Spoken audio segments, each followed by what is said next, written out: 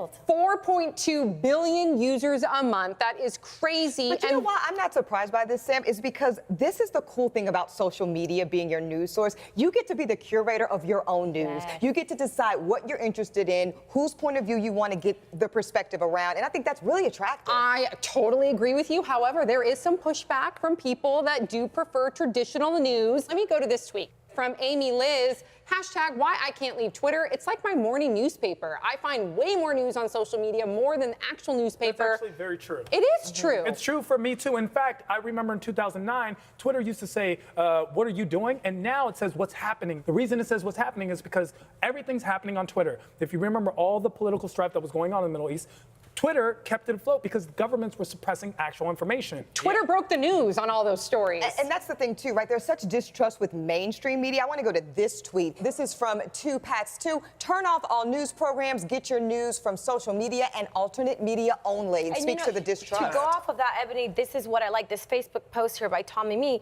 It's good news as we're getting stories from different sources instead of one-sided corrupt outlets. So, for example, my family in Puerto Rico, it's different. They could get news from all over the world through Facebook, through Instagram. The connectivity. And it's just like this, like SoMe, actually, that we include all the social media outlets into just one so everyone could just tune in and get it. And each one has a different algorithm or editorial process for showcasing what news where. So for Facebook, they've come under criticism, and because their algorithm learns what you like to know and what you like to hear and gives it back to you. So more over time, it becomes kind of an echo chamber. And that's what I like about this show, is because we go through all the different sources, your feed, mine. We do get to, kind of pick and choose. We can talk about it like we're doing here, and we become empowered through social media. Not only do we become empowered, and what I love here is people tweeting in regard to this research study, is the fact that we now have a voice. So we control and help shape the narrative. Everyone has a voice, and that's a good thing. Listen, I get it for the people that are pushing back towards this new medium. You're comfortable with your traditional news,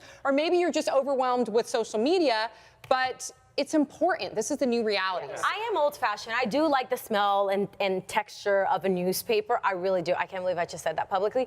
But when you go on the internet, when you get on Facebook, when you get on Twitter, there's so much at your fingertips. Nothing compares to that. A newspaper is not going to be able to cover It's like the old commercial. You would need this many newspapers to equal one time sitting down going through your social media. Look at Donald Trump. This man has literally almost tweeted himself into the White House. So really look no further than Trump's example of the power of social media.